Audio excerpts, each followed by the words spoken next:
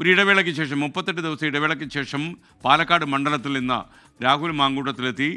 അതിൻ്റെ കൂടുതൽ വിവരങ്ങളുമായി ബി ദിലീപ് കുമാർ ചേരുകയാണ്.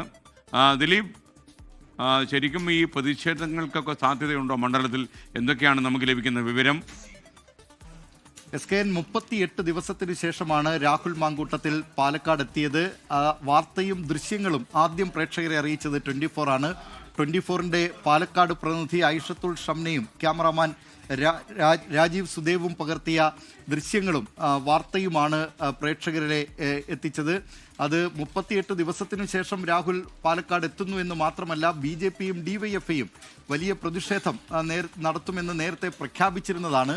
പക്ഷേ അതീവ രഹസ്യമായാണ് രാഹുൽ മാങ്കൂട്ടത്തിൽ ഇന്ന് പാലക്കാട് എത്തിയത്. നേരത്തെ രാഹുൽ മാങ്കൂട്ടത്തിൽ പാലക്കാട് എത്തിയേക്കുമെന്ന തരത്തിലുള്ള അഭ്യൂഹം വളരെ ശക്തമായിരുന്നു. ആ നിലയിൽ കോൺഗ്രസ് പ്രവർത്തകർ, കോൺഗ്രസ് നേതാക്കളൊക്കെ രാഹുൽ മാങ്കൂട്ടത്തിലിനെ അദ്ദേഹത്തിൻ്റെ പത്തനംതിട്ടയിലെ വസതിയിലെത്തി പാലക്കാട്ടേക്ക് വരണം എന്ന് നേരിട്ട് തന്നെ ആവശ്യപ്പെടുകയും ചെയ്തിരുന്നു. രാഹുൽ മാങ്കൂട്ടത്തിനോട് MLA സ്ഥാനം രാജിവെക്കണമെന്ന് കോൺഗ്രസ് പാർട്ടി നിർദ്ദേശിച്ചിരുന്നതുമില്ല.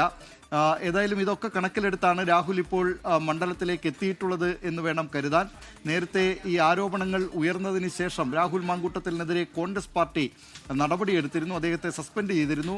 പക്ഷേ നിയമസഭാ അംഗത്വത്തിൽ നിന്ന് അദ്ദേഹത്തെ രാജിവെക്കുന്നതിൽ നിന്നൊക്കെ അദ്ദേഹത്തെ ഒഴിവാക്കുകയാണ് ചെയ്തത്.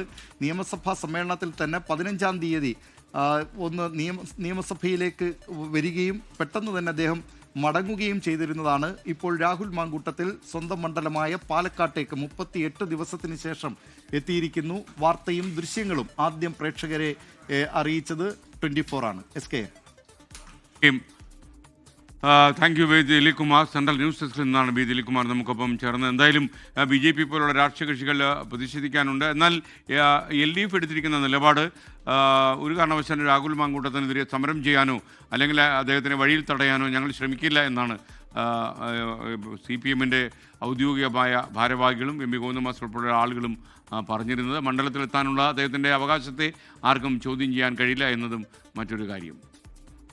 ലോകത്തെവിടെയായാലും ഏത് സമയത്തും 24 വാർത്തകളും ഓഗ്മെന്റഡ് റിയാലിറ്റി പാക്കേജുകളും എക്സ്പ്ലെയിനറുകളും വിശദമായി കാണാൻ ഞങ്ങളുടെ YouTube ചാനൽ നിങ്ങൾക്ക് സബ്സ്ക്രൈബ് ചെയ്യാം.